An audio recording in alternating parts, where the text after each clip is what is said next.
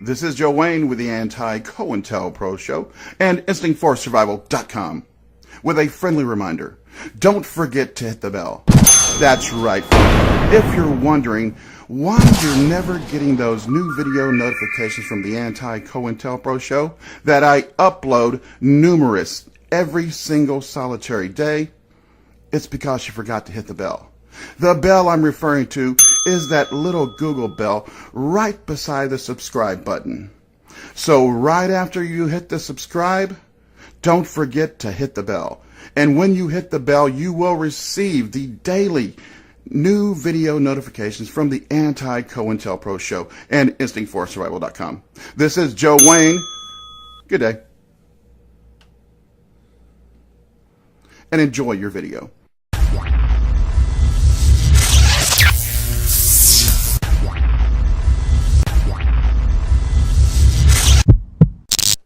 Where'd they get that idea? Well, maybe from people like our next guest. Tariq Nasheed hosts a podcast, writes books and movies, has his own radio show. He's a robust presence on Twitter where, just this morning, he wrote this, quote, Trump has appointed to his cabinet people from the alt-right, a white supremacist sect that literally throws up Nazi salutes, hashtag #NeverMyPresident. Tariq joins us now. Tariq, thanks for coming on. So I looked at a list of the president-elect's cabinet appointments. Which one of them throws up Nazi salutes, literally, as you said? Well, no. Well, Steve Bannon, he's associated with that alt-right organization, which is really nothing more than a sect of white supremacy. And those alt-right people, they were in a federal building at the Ronald Reagan building, throwing up Nazi salutes in the Steve Spencer, all of these, not Steve Spencer, but Richard Spencer, all of these guys are basically open white supremacists who practices Nazism. So, Trump is associated with that, just like Reverend Wright was associated with Barack Obama. Well, and you people here criticized him for that. You don't say he was associated. Yes. You said appointed people to his cabinet who throw up Nazi salutes. Steve Bannon, by the way, is not in the cabinet. Has Steve Bannon thrown up a Nazi salute that you are aware of or can prove?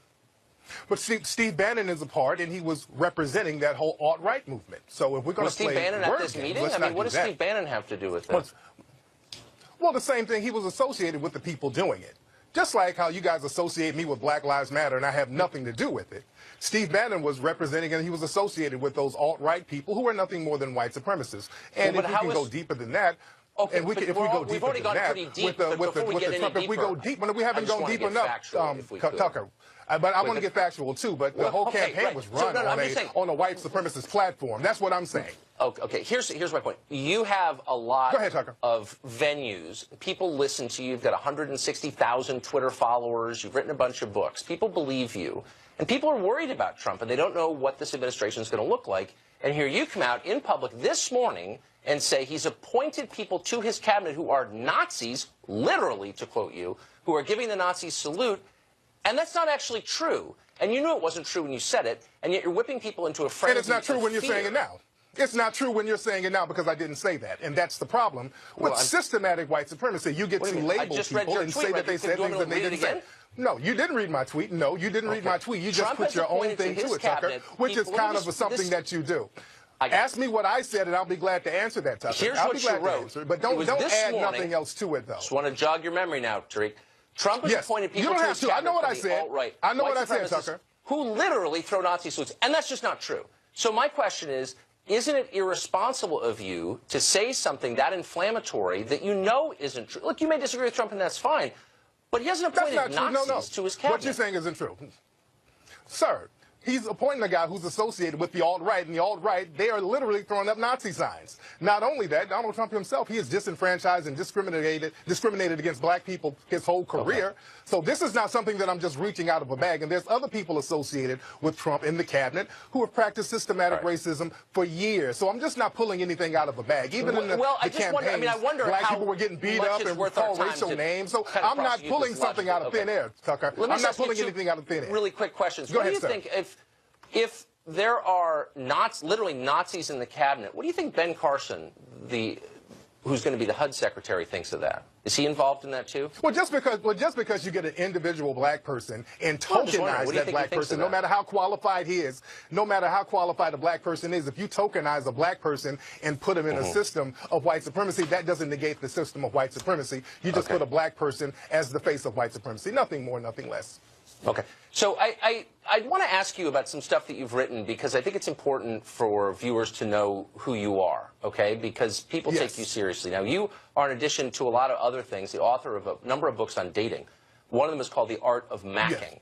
You've written a couple others. And I just want to read you, I was reading it today, it's an interesting book. Chapter 6, Guaranteed Ways to Get Sex from Women. And I'm quoting you. In this chapter, I will give some tried and proven techniques that will help you talk a woman into giving it up. I will also offer you precise rebuttals to every objection a woman may have to giving it up. You say this: the number one lame thing men say to get sex, I love you. You describe that as the bold lie approach. And then you say this: if a woman isn't ready for sex, you quote, 1, question her maturity, 2, minimize the significance of sex, and 3, tell her what she wants to hear. Now, you're advocating lying in order to take advantage of women sexually.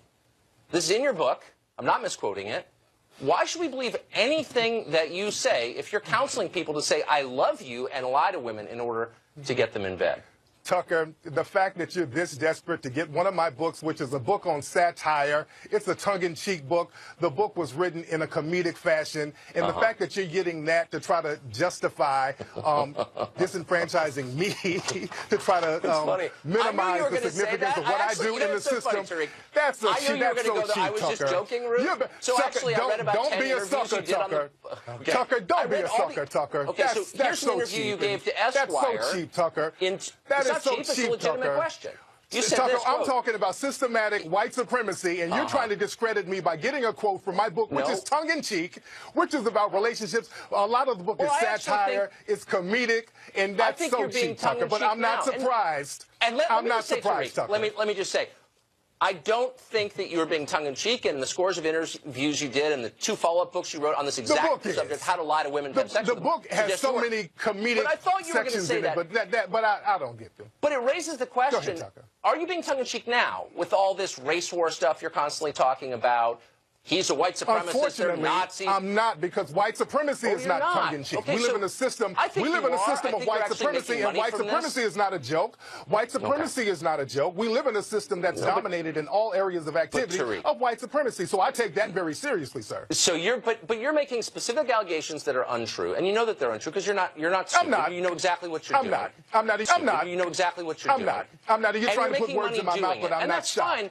But does it occur to you, it's very simple and last question, does it occur to you that people believe you and that you increase the temperature of race hatred in this country, and that long-term that might lead to some really bad things? Do you feel responsible for that? You mean like black people getting harmed in all areas of activity, like black people getting shot legally and executed legally? What have you done Tucker, what have you done to replace the system of white supremacy with the system of justice? I'm calling you out for lying. That's what I do. That's my contribution today. What have you done today. for replacing...